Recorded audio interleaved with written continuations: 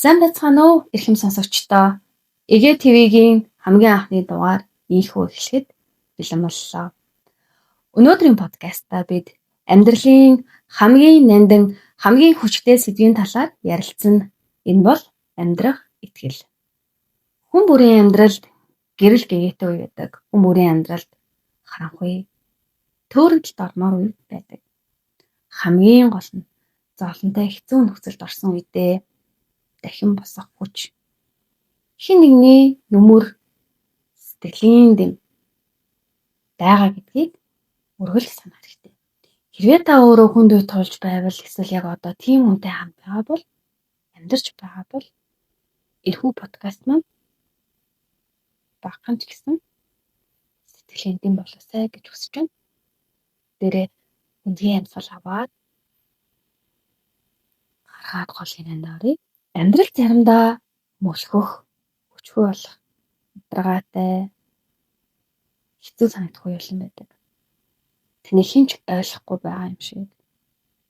Зориггүй болох, ямар ч хүсэлгүй болох, өдрөөс өдөрт цохрол, гомдол, бухимдал, нулимстай олон үед байдаг. Гэхдээ амьдрал бидний нэг л зүйлийг бүрэл сануулдаг нь та өөрөө амьд байгаа юм. Та өөрөө амьд байгаа нь өөрөө хамгийн том боломж гэдэг. Тэгвэл амьдрал яг таны санснаар болохгүй үед яах вэ гэж. Харин амьдрал бидэнд өгдөг жижиг боломжуудыг юу гэдэг вэ гэхээр өглөө өдөр бүр шинээр өглөө эхэлдэг. Энийг та өргөл санах хэрэгтэй. Заримдаа надад ямар ч боломж үлдээгүй юм шиг, юу ч болохгүй бүтэхгүй байгаа юм шиг санагдах үед байдаг. Гэхдээ боломж гэдэг нь үргэлж том байх алдахгүй. Хүмүүс боломжийг их томоор төсөөлдөг. Гэхдээ боломж болвол энгийн бидний мэдэх хамгийн энгийн боломж бол энгийн мөртлөө хамгийн үнэтэй бас үнгүй боломж бол амьсгал. Тэр амьдарч байгаа нь амьсгал дээрээс эхэлдэг. Бидний амьдралын хамгийн том хувьсал бол гүнзгий амьсгал аваа гаргах юм. Танд байгаа нь өөрөө чинь боломж. Гүнзгий амьсгал аваад гаргаж чадчихвал энэ бол боломж. Энэ хүү подкастыг сонсож байгаа яг одоо танд их баг гэлтгүү хүнд цагуй тохиолдсон юм мөн их биш. Хүн хэцүү санагдах үедээ, шаналх үедээ энэ зовлон хизээж дуусахгүй юм шиг санагдав. Гэхдээ сэтгэлийн шанал бол цаг агаартай яг адилхан. Жишээ нь өнөөдөр дараа хар уултай өдөр байна. Заримдаа бороотой, заримдаа цахилгаантай, шуургатай. Гэхдээ өдөр бүр дандаа юм байх юм шиг байна. Энэ бол түр зурх болоод өнгөх зүйл. Таныг насан туршид чинь дагаж үргэлжлэхгүй байх боломж байгаа. Та энэ хэцүү зүйлсийг энэ нөхцөл байдлыг зүгээр нэг далайн давлгаатай төсөөлөд бодчих хэрэгтэй. Давлгаа өнгөрөх үед далай ус шиг, далайн ус шиг намайг тайвширч болно. Хизээч юм зүйл тохиолдох юм шиг. Намайг чимээг амар авлан ирдэг. Гэтэ хамгийн гол нь хүнд үе өнгөрөхдөө туулсан хүнээ илүү ухаантай, илүү зөөлөн болгож үлдээдэг. Тийм болохоор энэ мөчийг зорилоо, ухаал, шинэ боломж, шинэ хүчний эхлэлгээ бодоход болчихж байгаа. Хүнд үе тохиолдоход хамгийн хэрэгтэй зүйл бол таныг сонсох хүн байх. Жишээлбэл таны найз чинь, багш чинь, ажлын хамтрагч, таны хамгийн итгэж авдаг хүн. Хэрвээ эсрэгээрээ таны эргэн тойронд хүнд нөхцөл байдалд орсон хүн хэрвээ байгаа бол тэр хүнийг үнэхээр сайн сонсох хэрэгтэй. Ганцхан чамд л юм зүйл тохиолдоод байгаа юм биш шүү найзаа. Энэ бол болоод өнгөрөх зүйл. Би чиний хажууд байгаа шүү. Чи надад хэрэгтэй хүн шүү гэдгийг сануулах хэрэгтэй. Түүнээс биш зөвлөгөө өгөөд чи ингэж болохгүй, чи тэгэж болохгүй гэд дүгнээд шүүгээд ахсан бол тэр хүнд нь улам хэцүү байдал. Тэр хүн улам хэцүү байдалд орж хэцүү л болдог. Тэгээд дахин амьдрах итгэлийг өөрөө өөрт нь чи бидэнд танд биднэрт хэрэгтэй хүн шүү гэдгийг нь ойлгуулж ярилцахад л болж байгаа гэсэн үг. Тэгээд хүнд үед хүмүүс хамгийн түрүүнд өөрийнхөө үн цэнийг алддаг. Би хинт чирэггүй, намайг байхгүй бол би угаасаа намайг байхгүй байсан ч хинж тоохгүй, байсан ч тоохгүй. Би хинч биш юм бэ? Юу биш юм бэ гэл нөгөө дахин бодолтоо ингээд өөрийгөө ороогоо шаналаад. Гэхдээ үн цэн гэдэг бол бусдын үнэлгээ бол биш шээ. Таны өөрийн орш, таны инээн сэтгэл, таны үг, таны хийсэн жижигхэн сайхан үйлдэлүүд, таны оршин байгаа чинь өөрөө амьдралын хамгийн том баяр ёслол. Та хэдэн хүн өнөөдрийг хүртэл амьдралд нь гэрэл нэмж сэтгэлийн дэм болсноо санаад үзтээ. Та хин нэгний санаанд сэтгэл өргөлжлөлт байдаг. Ээжийнхаа, найзынхаа, хайртай хүмүүсийнхээ, тайртай хүмүүс одоо ч гэсэн байсаар л хаа нэгтэй байж л. Та өөрөө хин нэгний сэтгэлд өмнө нөөлөг хамгийн хэрэгтэй хүн байдаг. Тэгэхээр та энэ хэцүү цаг үедээ хэрвээ таны эргэн тойронд эсвэл танд өөрөө өөрт чинь хэцүү цаг үе тохиолдсон байгаа бол та өөртөө яагаад нөмөр болчих болохгүй гэж өөрийгөө яагаад тайлж болох. Та өөрийгөө үн цэнгүй мэдрэх мөчид үнэндээ хүн нүдэнд нь нулимс цэглэнэж, сэтгэлд нь, нуруунд нь том бол ачаал цугласан байдаг шүү дээ. Гэтэ таны үн цэн нь бол хизээч таны зовлонгоор буурахгүй. Та зовлоо гэж таны үн цэн чинь доошо буурдаг гэж хүмүүс ойлгоод үгүй. Та байсаар л байгаа.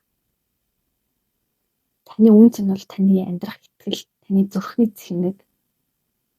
Харин зүгээр танд нэг удаа тохиолдсон зовлон болвол өөрхийн нэгэн рүү анхаарал хандуулах. Анхаарлыг чинь түр зуурчсан.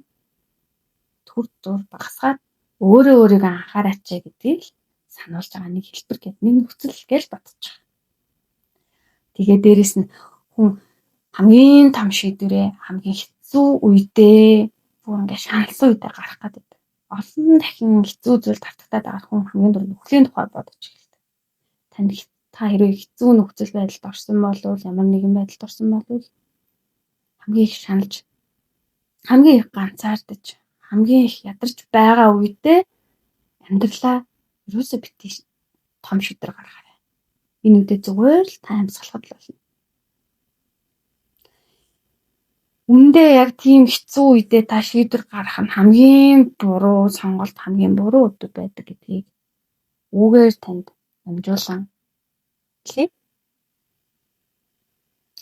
Сэтгэл шалтгааныг том одоо сэтгэлийн гэр хэцүү байдлыг том сүртэй зүйлээс хаагаад байдаг. Харин үнэн бол амьд үлдэх шалтгаан бол жижигхэн өчрүүдээр тогтдог. Өглөөний нарны өнгө, цацраг, салхины өнөр, дуртай гай, энгийн халуун цай уух, 5 мэдрэхээр орж ирж байгаа тэр жижиг мэдрэмжүүд таны жижиг мөчүүд таны амьдрах хэрэгтэй шүү гэдгийг үргэлж сануулдаг. Та өөртөө 1 минутыг өгөөд цээж дөрөв гонцгийн амьсгал аваад гаргаасаа гэж хүсэж байна. Тэгээд хин нэгний хэлсэн зөөлөн үгийг таныг санаад үзээрэй. Таны сэтгэлд дурсамж танд хэлжсэн хамгийн сайхан үгүүд байдаг. Та яг одоо тэр өгүүлбэрүүдийг хин нэгэн хэлжсэн сайхан үгээ бодоод өөрийнхөө сайхан дурсамжуудыг бодоод өөрийгөө эргцүүлээд дүгнэхгүйгээр, шүүхгүйгээр сонсоод үзээрэй. Өөрийгөө сонсоод үзээрэй. Нэг удаа тэсээд авчихсан, чадчихсан энэ ганцхан үе мөч болвол ганцхан өдөр болвол жижигээр нэмэгцээр агаад том хүчтэй зүйлийн эхлэл болно. Амьдралыг эргэжлүүлэх хүч болдог. Амьдрал үргэлж тань том шалтгаан өгöd өгөхгүй. Энэ чинь өөрөө жижиг шалтгаанууд амьдрах хэвээр танд өгөөд та илүү аз жаргалтай тайван амьдрахад тусалдаг. За одоо жишээ амьдралаа яаж тайван жижиг болгомаар өрөөсөх вэ гэх юм бол сайхан үнгийн амьсгал аваад гарахад бол за үе хүн амьдралд бол хүн санагдах юм зовлонтой шиг үеийг тохиолдно. Болгоны ард зохиод аммаар тий шилийн үзүүрөө татаад унгаачмаар хэцүү нөхцөл байдлууд гарч иж болно. Тэр үедээ яах юм? Сайхан үнгийн амьсгал аваад гараад боддоор дүнийг баг даван туулах. Тэр бол шалтгааныг өөртөө өгсөөр ах хэрэгтэй гэж боддог. Амьсгал бол таны хамгийн том зэвсэг. Бүрэн дүүрэнгүнгийн амьсгал аваад гарах та амьдарч байгаа юм тийм ээ. Одоо бүгдээрээ дахиад нэг үнгийн амьсгал аваад үзье. Сайн анзаарсан бол ярианыхаа туршид үнгийн амьсгал аваад гарахад анзаарсан баха. Сэтгэл зовж айцтай шаналлд орох үед амьд болдог хүч. Тон зорилгоос биш. Энэ жижигхэн амьсгалаас эхэлдэг. Өнөөдрийн подкастаа би танд амьдралын хүнд мөчид зөөлөн түвшин нөмөр болсон болов уу гэж найдаж байна. Хэрвээ та өөрөө хүнд үе туулж байгаа бол би танд нэг зүйлийг дахин хэлмээр байна. Энэ бол та бол цор ганц үнцэнтэй бидэнд хэрэгтэй, бусдад хэрэгтэй, та өөртөө хэрэгтэй, зинтар мөнд хэрэгтэй шүү гэдгийг дахин сануулж хэлье. Таны амьдрал таны өөрийнхөө төсөөлхийн жарахгүй олон хүн гэлгээ болдог гэдэг та дахин санах хэрэгтэй. Хэрвээ харин таны дэргэд ийм хүн таалагдсан бол яаж гэж ч юм байгаа болов зүгээр сайхан түүнийг сонсоод юм нөөлөг болоод тэлэндээ болоосай гэж хүсэж байна. Хүнийг аврахад, хүний амьдралыг аврахад том зүйл бол хэрэггүй. Зүгээр энгийн жижиг зөөлөн үг л тэр хүнийг амьдрах итгэлээ өгч чадна. Өнөөдрийн подкаст маань энд хүрээд дурлаж байна. Та өнөөдөр орой тайван үнгийн амьсгал аваад гараад өөртөө тайван амьсгалах боломжийг өөртөө бэлгэлээ. Та тухтай сайхан амраарай. Тэгээд маргааш шинэ өдөр дахиад эхэлнэ. Энэ бол шинэ боломж, шинэ амьсгалах үе өчөөд ир. Өөртөө үргэлж амьдрах итгэлийг өгч өөртөө удаан эрүүл амар тайван амьдраасай гэж хүсэж байна. Баярлалаа.